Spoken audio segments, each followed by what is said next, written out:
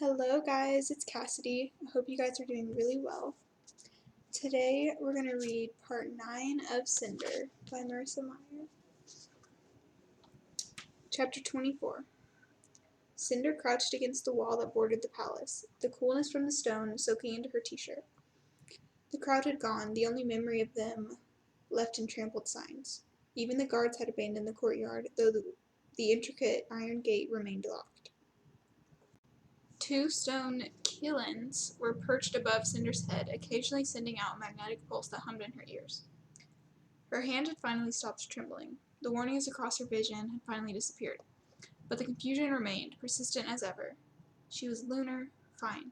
She was a rare breed of lunar, a shell who couldn't twist the thoughts and emotions of others and was immune to the tampering herself, fine.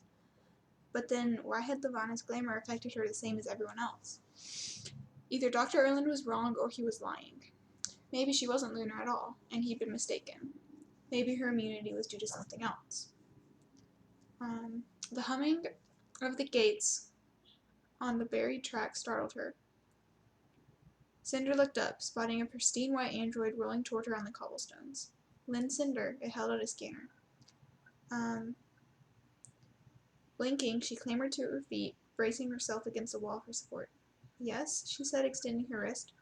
The scanner beeped, and without having come to a complete stop, the android turned its torso 180 degrees and started rumbling back toward the palace. Follow me. Wait, what?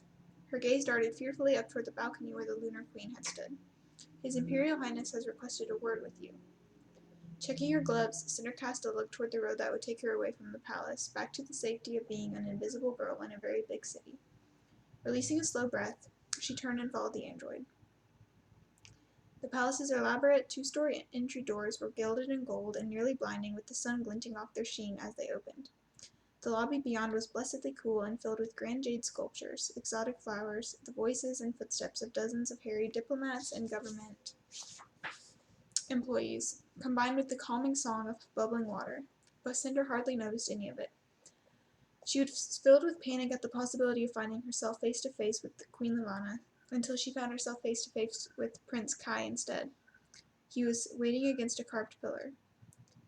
He straightened when he saw her and almost smiled, but not one of his brilliant, carefree smiles. In fact, he looked exhausted. Cinder bowed her head. Your Highness. Lin Mei, Ninesy told me you were waiting. They weren't letting people into the palace. I just wanted to be sure she got to you all right. She tucked her hands behind her. I hope your national security issues will be resolved soon. Cinder attempted a lightness in her voice, but Kai's expression seemed to falter. He dropped his gaze to the android. That will be all, he said, and waited until the android had disappeared into an alcove by the entrance before continuing. I apologize for taking up your time, but I wanted to thank you personally for fixing her. She shrugged. It was an honor. I hope you'll find what you're looking for. Kai's gaze squinted suspiciously, and he glanced over his shoulder as two well-dressed women passed by, one talking animatedly, the other nodding in agreement, neither paying Cinder and Kai any attention. When they passed, Kai let out a breath and turned back to her. Something's come up. I need to talk to Dr. Erland. Cinder nodded in understanding, perhaps too forcefully. Of course, she said, backing away toward the massive doors. Now that Ninesy's back, would you like to walk with me? She paused mid-step. Excuse me? You can tell me what you found. What was wrong with her? She wrung her hands, unsure if the tingling on her skin was delight or something closer to dread. The knowledge of the Queen's presence lingered, unavoidable. Still, she found herself fighting down a stupid grin. Sure, of course. Kai seemed relieved as he cocked his head toward a wide corridor. So, what was wrong with her? He said as they made their way toward the majestic lobby. A chip, she said. The direct communication chip interrupted her power connection, I think. Removing it was all it took to wake her up. Direct communication chip? Cinder scanned the people milling around them, none of whom seemed at all interested in their crown prince. Nevertheless, she lowered her voice when she answered. Right, the decom. Didn't you install it? He shook his head. No, we use decoms for international conferencing, but beside that, I don't think I've ever seen one. Why would someone put one in an android? Cinder pressed her lips, thinking of the things Ninesy had been saying when she'd woken. She'd probably been relaying that same information when she'd gone unconscious, most likely over the direct communication link. But who had received it? Cinder? She pulled on the hem of her glove.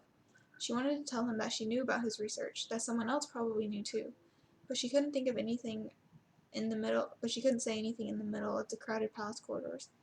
Someone must have had access to her before she malfunctioned in order to install the chip. Why would anyone install her with a faulty chip in the first place? I don't think it was entirely faulty. It does seem that some data was sent over the link before she was shut down. What? Kai hesitated. Cinder noticed the nervousness in his eyes, the tensing of his posture. He craned his head closer to her, barely slowing his pace. What kind of information can be sent over direct comms? Anything that can be sent over the net. But if someone was accessing her remotely like that, they couldn't. She wouldn't have to allow access to any information they received, right? Wait, she would have to allow access to any information, right? Cinder opened her mouth, paused, closed it again. I don't know. I'm not sure a direct comm would function in an android, especially one that wasn't equipped for it in the first place. But there's a chance that whoever put that chip in her was hoping to gather information. Possibly specific information. Kai's gaze was distant as they crossed an enclosed glass bridge into the research wing. So how do I find out who put that chip in her and what they learned?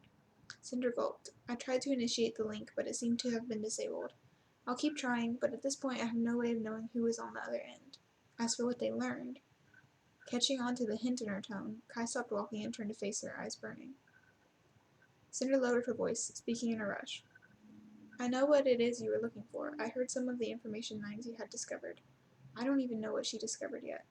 She nodded. It's interesting.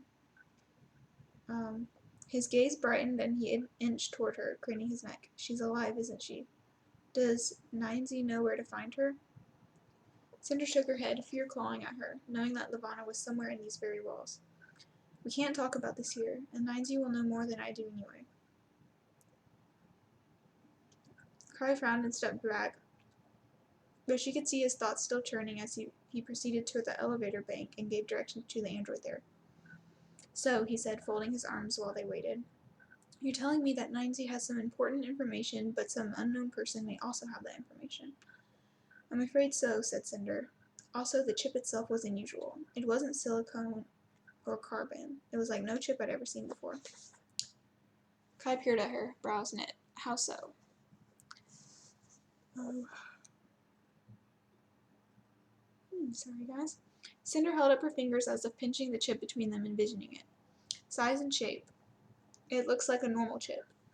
But it was shimmery, like tiny gemstones. Pearlescent, kind of. The color drained from Kai's face. A second later, he shut his eyes with a grimace. It's lunar. What? Are you sure? Their ships are made out of the same stuff. I'm not sure what it is, but he cursed, kneading his thumb across his temple. It must have been Sybil or her guard. They arrived days before Ninesy broke down. Sybil? Lavana's thaumaturge. The minion that does all her dirty work. Cinder felt like a clamp was suffocating her lungs. If the information had gone to Sybil, it had almost certainly gone to the Queen. Elevator B for His Imperial Highness, said the android as the doors of the second elevator opened. Cinder followed Kai into it, unable to resist glancing up at the camera on the ceiling. If the Lunars had infiltrated a royal android, they could have infiltrated anything in this palace. She brushed a loose strand of hair behind her ear, her paranoia forcing her to act normal as the doors closed. I take it things aren't going too well with the Queen. Kai grimaced as if it were the most painful topic in the world and fell against the wall. Cinder's heart stirred, watching as his royal demeanor slid off him. She dropped her gaze to the toes of her boots. I didn't think it was possible to hate anyone as much as I hate her. She's evil. Cinder flinched. Do you think it's safe to... if she put this chip in your android? Understanding flickered over Kai's face. He looked up at the camera and then shrugged. I don't care. She knows I hate her. Trust me, she's not trying very hard to change that. Cinder licked her lips. I saw what she did to the protesters. Kai nodded. I shouldn't have let her face them. Once it gets on the net screens about how she controlled them, the city will be in chaos. He folded his arms, scrunching his shoulders up toward his ears. Plus, she's now under the impression that we're intentionally harboring lunar fugitives. Her heart skipped. Really? I know, it's absurd. The last thing I want is more power-hungry lunars running rampant in my country. Why would I? Ugh, it's so frustrating. Cinder rubbed her arm, suddenly nervous. She was the reason Lavanna believed Kai was harboring lunars. She hadn't considered that being noticed by the Queen could put Kai in jeopardy, too. When Kai fell silent, she risked a glance at him. He was staring at her hands. Cinder snapped them up against her chest, checking the gloves, but they were fine. Do you ever take those off? He asked. No. Kai tilted his head, peering at her as if he could see right through to the metal plate in her head. The intensity of his gaze didn't move. I think you should go to the ball with me. She clutched her fingers. His expression was too genuine, too sure. Her nerves tingled. Stars, she muttered. Didn't you already ask me that? I was hoping for a more favorable answer this time, and I seemed to be getting more desperate by the minute. How charming. Kai's lips twitched. Please? Why? Why not? I mean, why me? Kai hooked his thumbs on his pocket. So if my escape hover breaks down, I'll have someone to fix it? She rolled her eyes and found herself unable to look at him again, staring instead at the red emergency button beside the doors. I mean it, I can't go alone, and I really can't go with Lavanna. Well, there are about 200,000 single girls in the city who would fall over themselves to have the privilege. A hush passed between them. He wasn't touching her, but she could feel his presence, warm and overpowering. She could feel the elevator growing hot, despite the fact that her temperature gauge assured her it hadn't changed. Cinder. She couldn't help it. She looked at him. Her defenses withered a bit upon encountering the openness in his brown eyes. His confidence had been replaced with worry, uncertainty. 200,000 single girls, he said. Why not you? Cyborg, lunar, mechanic. She was the last thing he wanted. She opened her lips and the elevator stopped. I'm sorry, but trust me. You don't want to go with me. The doors opened and the tension released her. She rushed out of the elevator, head down, trying not to look at a small group of people waiting for an elevator. Come to the ball with me. She froze. Everyone in the hallway froze. Cinder turned back. Kai was still standing in elevator B, one hand propping open the door. Her nerves were frazzled, and all the emotions of the past hour were converging into a single sickening feeling. Exasperation. The hall was filled with doctors, nurses, androids, officials, technicians, and they all fell into an awkward hush and stared at the prince and the girl in the baggy cargo pants he was flirting. Squaring her shoulders, she retreated back into the elevator and pushed him inside, not even caring that it was with her metal hand. Hold the elevator, he said to the android as the door shut them in. He smiled. That got your attention. Listen, she said, I'm sorry, I really am, but I can't go to the ball with you. You have to trust me on that. He gazed down at the gloved hand splayed across his chest. Cinder pulled away, crossing her arms over her chest. Why? Why don't you want to go with me? She huffed. It's not that I don't want to go with you, it's that I'm not going at all. So you do want to go with me? Cinder locked her shoulders. It doesn't matter because I can't. But I need you. Need you? Wait, need me? Yes, don't you see? If I'm spending all my time with you, then Queen Lavanna can't rope me into any conversations or, he shuddered, dancing. Cinder reeled back, her gaze losing focus. Queen Lavanna. Of course this was about her. What had Piano told her ages ago? Rumors of a marriage alliance. Not that I have anything against dancing. I can dance, if you want to dance. She squinted at him. What? Or not, if you don't want to. Or if you don't know how, which is nothing to be ashamed of. She started to rub her forehead, a headache developing, but stopped when she realized her gloves were filthy. I really, really can't go, she said. You see, I don't have a dress. Adrian won't allow it, because Queen Lavanna would kill me. It's my sister. Your sister? She wet her throat and dropped her gaze to the polished blackwood floor. Even the elevators were exquisite in the palace. Yes, my little sister. She has the plague, and it just wouldn't be the same without her, and I can't go. Won't go. I'm sorry. Cinder was surprised to find the words ringing true, even to her ear. She wondered if her lie detector would have gone off if it could see her. Kai slipped back against the wall, hair fringing his eyes. No, I'm sorry. I didn't know. You couldn't have. Cinder rubbed her palms down her sides. Her skin had grown hot beneath the gloves. Actually, there's something I'd like to tell you, if that's all right. He lifted his head, curious. I just think she'd like you to know about her is all. Her name's Puny, she's 14, and she's madly in love with you. His eyebrows rose. I just thought that if, by some crazy miracle, she might survive, do you think you could ask her to the dance at the ball? Cinder's voice chafed her throat as she said it, knowing that crazy miracles didn't happen, but she had to ask. Kai's gaze burned into her, and he gave her a slow, determined nod. It would be my pleasure. She dipped her head. I'll let her know to look forward to it. From the edge of her gaze, Cinder saw Kai slip a hand into his pocket and ball it into a fist. People are probably getting suspicious out there, said Cinder. The rumors will be spreading like mad. She put an awkward chuckle into the statement, but Kai didn't match it. When she dared to look up at him again, he was staring unfocused at the paneled wall behind her, his shoulders heavy. Are you all right? He started to nod, but stopped. Lavanna thinks she can play me like a puppet.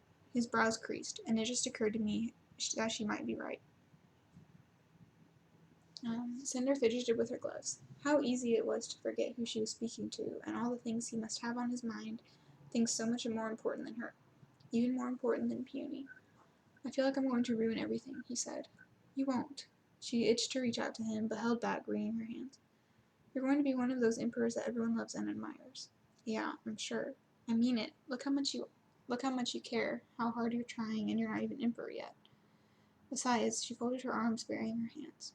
It's not like you're alone.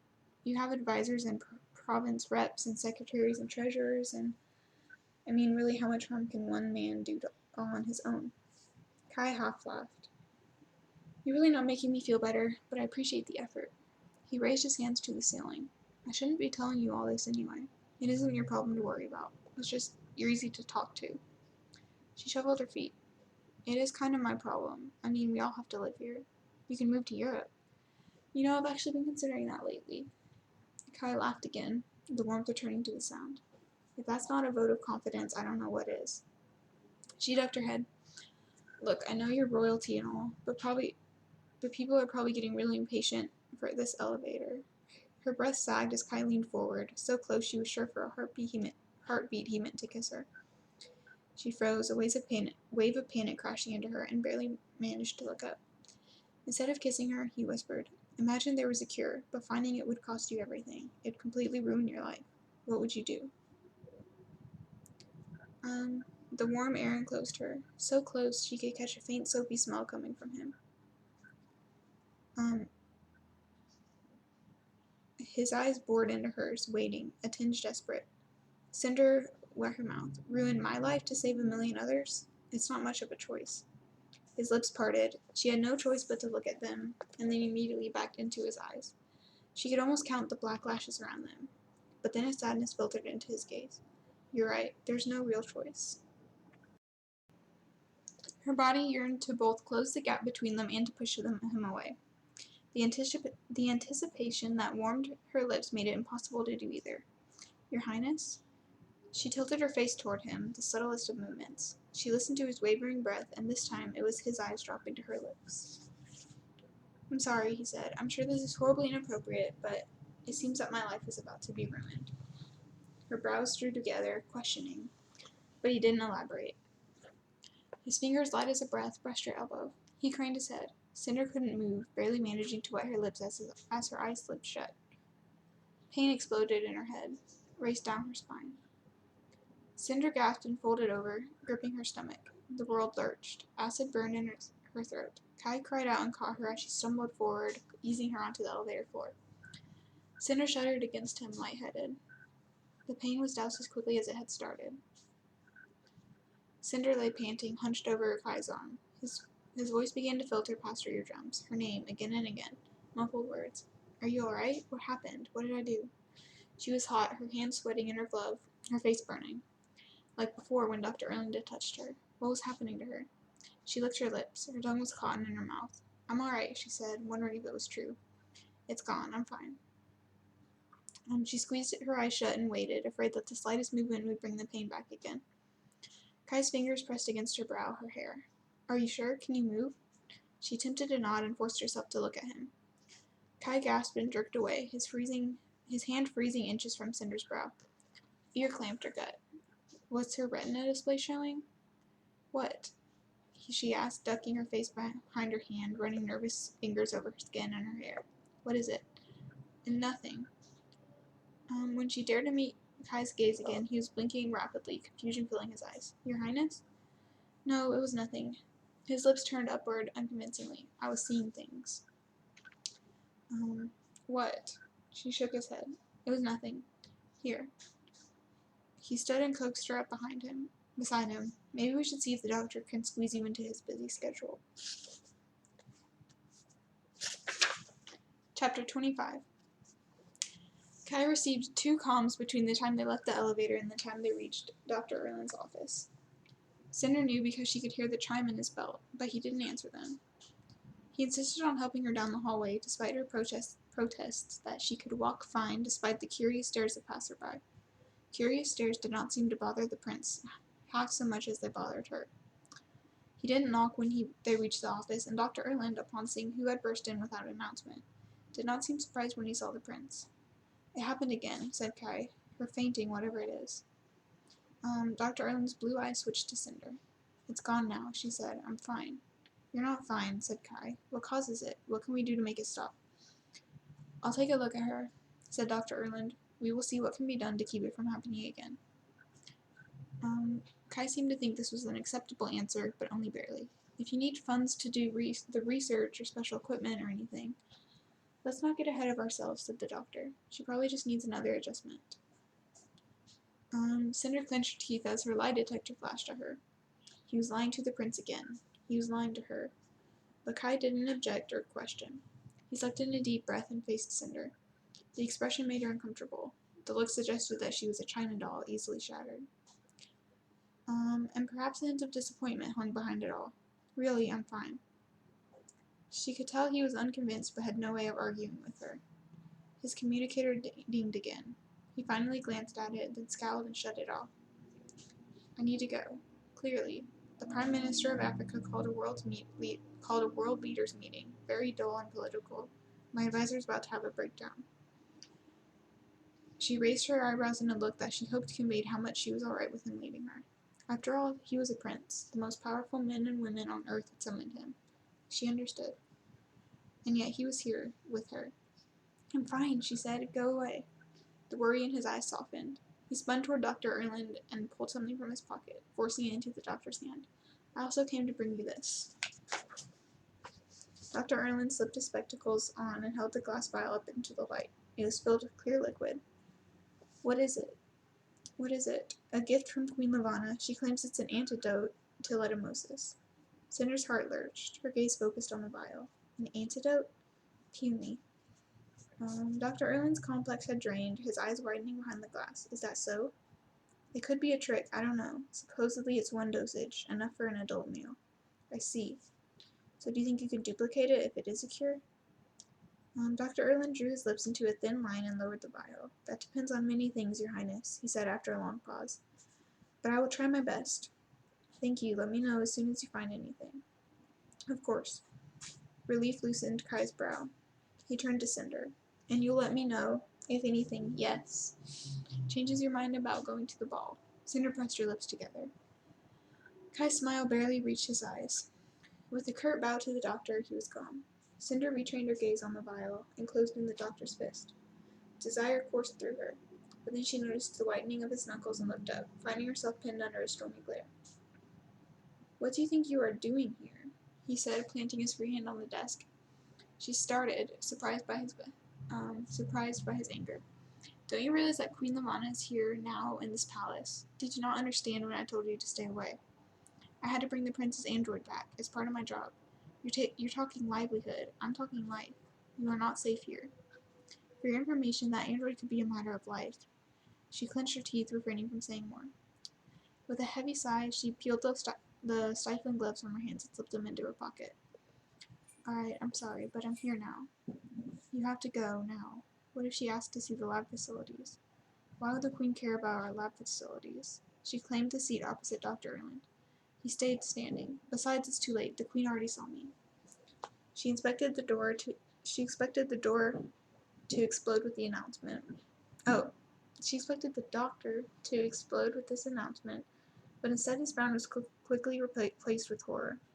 His thick brows drew up beneath his cap. Slowly he sank down on his seat. She saw you? Are you sure?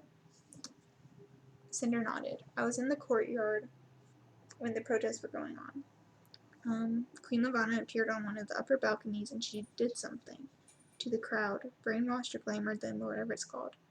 They all calmed down and stopped protesting. It was so eerie, like they just forgot why they were there, why they hated her, and then they just left.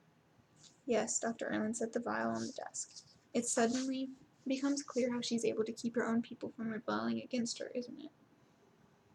Cinder leaned forward, tapping her metal fingers against the desk. Here's the thing, though. You said that before that shells weren't affected by the lunar glamour, right? That's why she ordered them, or us, to be killed. That's right. But it did affect me. I trusted her as much as anyone else, at least until my programming kicked in and took control. She watched as Dr. Erlin took off his hat, adjusted the brim, and pulled it back over his fluffy gray hair. That shouldn't have happened, right? Because I'm a shell. No, he said without conviction, that shouldn't have happened. He lifted himself from his chair and faced the floor-to-ceiling windows. A compulsion to reach out and snatch the vial off the desk surged to the tips of her fingers, but Cinder withheld it. The antidote, if it was an antidote, was meant for everyone. Gulping, she leaned back. Doctor, you don't seem too surprised. He raised a hand and tapped his mouth with 2 fingers before slowly turning toward her. I may have misread your diagnostics. A lie. She squeezed her hands into her lap. Or you just didn't tell me the truth. Her eyebrows knit, but he didn't deny it. Cinder curled her fingers. So I'm not lunar? No, you are most definitely lunar. Truth. She slumped in the chair, disappointed. I've been doing some research on your family, Miss Lynn. He must have seen her eyes brighten because he quickly held up both hands. I mean your adopted family. Are you aware that your deceased guardian, Lynn Garan, designed android systems?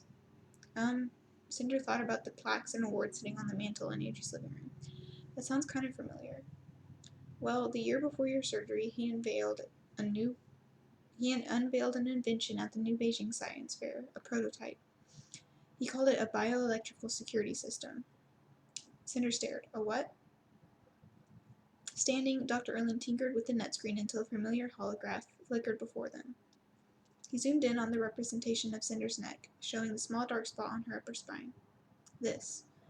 Cinder reached for the back of her neck, massaging. It's a device that ties in with the person's nervous system. It has 2 purposes. On an earth end, it prevents outside manipulation of their personal bioelectricity. Essentially, it makes it so they are immune to lunar control.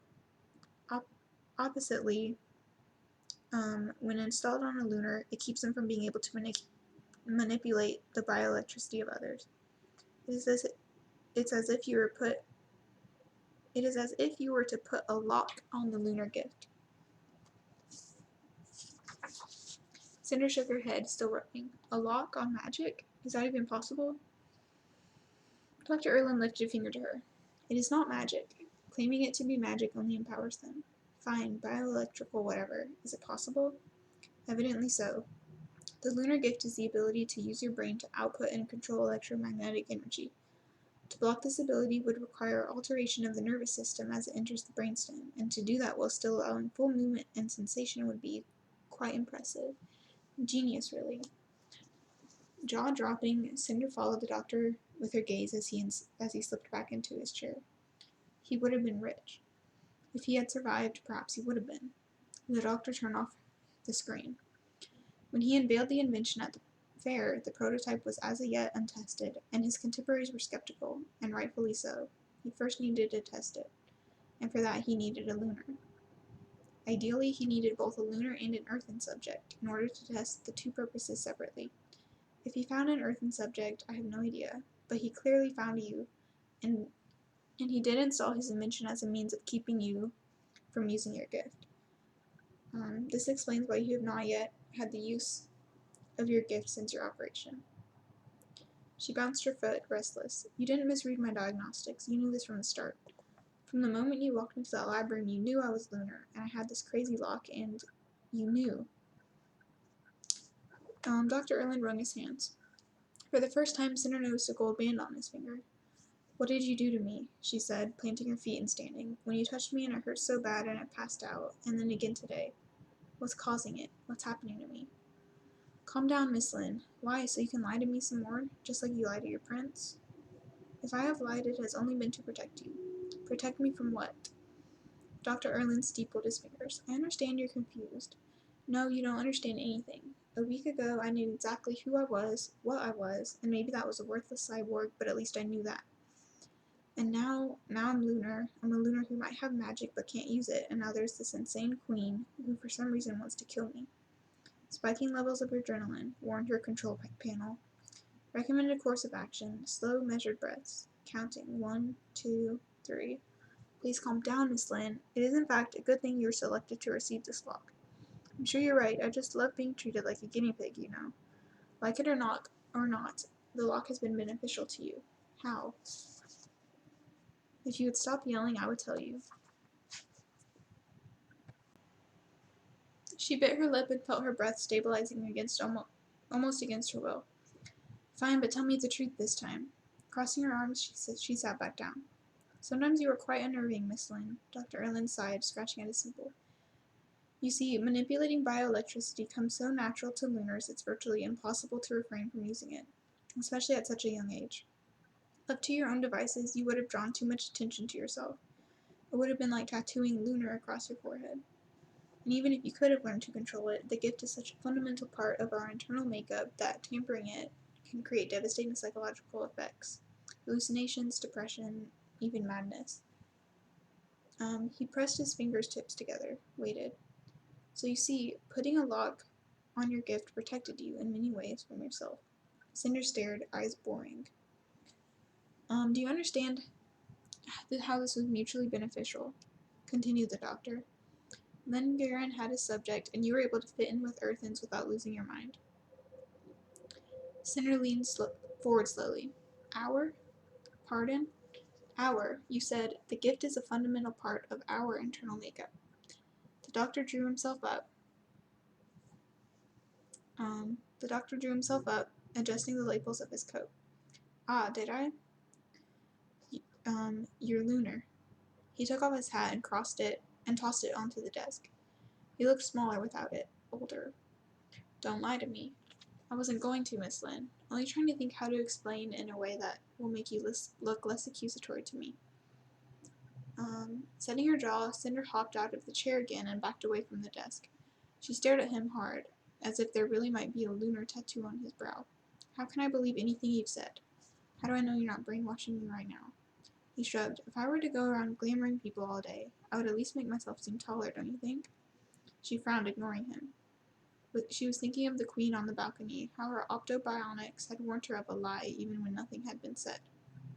Somehow her brain was able to tell the difference between reality and illusion, even when her eyes couldn't. Squinting, she jutted a finger at the doctor. You did use your mind control on me when we met. You brainwashed me just like the queen. You made me trust you. Be fair, you were attacking me with a wrench. Her anger wavered. Dr. Erland opened his palms to her. I assure you, Miss Lynn, in the 12 years that I have been on Earth, I have not abused the gift once, and I am paying for the price of that decision every day. My mental stability, my psychological health, my very senses are failing me because I refuse to manipulate the thoughts and feelings of those around me. Not all lunars can be trusted. I know that as well as anyone, but you can trust me.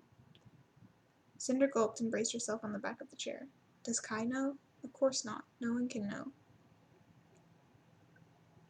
But you work in the palace. You see Kai all the time. And the Emperor. A flash of irritation sparked through Dr. Erling's blue eyes. Why? Yes, and why should this upset you? Because you're lunar. As are you. Should I consider the prince's safety threatened because he asked you to the ball? That's different. Don't be dense, Miss Lynn. I understand the prejudices. In many ways, they're understandable, even justified, given Earth's history with Luna. But it does not mean we are all greedy, self-serving devils. Believe me, there is not a person on this planet who would like to see Lavanna off the throne more than I would. I would kill her myself if I had the power. The doctor's face had gone cherry pink, eyes blazing. All right. Cinder pinched the chair's cushion until she felt the material puncture beneath her steel fingers. I can accept that. Not all lunars are devils, and not all lunars are as easily brainwashed into following Alana. But even those who wish to defy her, how many of them risk their lives to run away? She paused, eyeing the doctor. So why did you? Dr. Erlin moved as if he were going to stand, but after hesitation his shoulders sank, deflated. She killed my daughter. Truth. Cinder pulled back. The worst part, continued the doctor, is that had it been any other child, I would have felt it was right. What? Why? Because she was a shell. He picked his hat off the desk and analyzed it while he spoke, his fingers tracing the herringbone pattern. I'd agree with the laws in the past, thought the shells were dangerous, that our society would fall apart if they were allowed to live, but not my little girl. An ironic smile twisted up his lips. After she was born, I wanted to run away, to bring her to Earth, but my wife was even more devoted to Her Majesty than I had been. She wanted nothing to do with the child, and so my little crescent moon was taken away, like all the others. He stuffed the hat back into his head. He stuffed the hat back onto his head and squinted up at Cinder. She would be about your age now. Cinder came around the chair and perched on the edge of the seat. I'm sorry. It was a long time ago. But I need you to understand, Miss Lynn, what it was that someone went through to bring you here. To go so far as to hide your lunar gift to protect you. Cinder folded her arms, cowering into herself. But why me? I'm not a shell. I wasn't in any danger. It doesn't make any sense. It will, I promise. Listen carefully, as this may be something of a shock to you. A shock? You mean all that was just the precursor? His eyes softened. Your gift is returning, Miss Lynn. I was able to manipulate your bioelectricity to temporarily overwhelm Lynn Garen's prototype. That's what I did on the first day you were here, when you lost consciousness, and the lock on your gift has been irreparably damaged because of it. With practice, you will be able to override the fail-safes on your own, until you are in complete control of your gift again. I understand it is painful when it comes on quickly like it did today, but those instances should be rare, only during times of supreme emotional disturbance. Can you think of anything that may have set it off earlier? Cinder's stomach flipped, recalling Kai's closeness in the elevator. She cleared her throat. What you're saying is that I'm becoming lunar for real, magic and all. Dr. Erlin screwed up his lips but didn't correct her again. Yes, it will take some time, but you will eventually have all the use of your natural gift that you were born with. He spun his fingers into the air. Would you like to try and use it now? You may be able to. I'm not sure. Cinder imagined a spark in her wires, something crackling at the base of her spine. She knew it was probably in her head, self-induced panic, but she couldn't be sure. What did it feel like to be lunar, to have that kind of power? She shook her head. No, that's all right. I'm not ready for that. A thin smile stretched across the doctor's lips as if he were faintly disappointed. Of course, when you're ready. Hugging her arms around her waist, she inhaled a shaky breath. Doctor? Yes? Are you immune to ledamosis like me? Dr. Erland held her focus, unflinching. Yes, I am.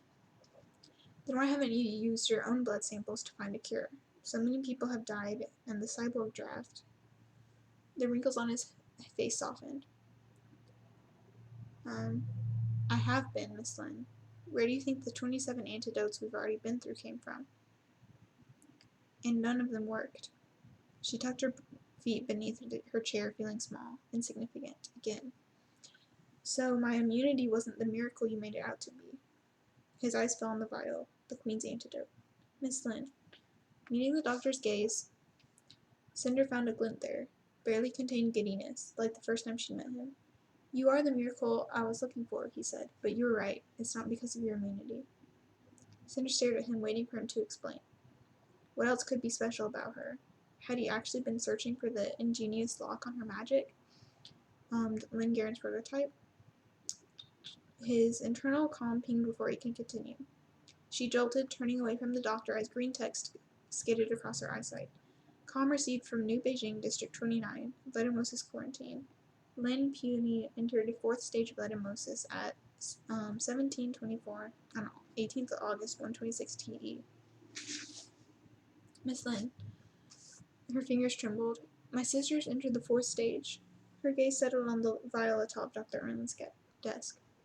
He followed the look. I see, he said. The fourth stage works quickly. There isn't much time to lose. Reaching forward, he grasped the vial between his forefingers. A promise is a promise. Cinder's heart thumped against her ribs. But don't you need it to duplicate? Standing, the doctor paced to the bookshelf and pulled a beaker stand toward him. How old is she? 14.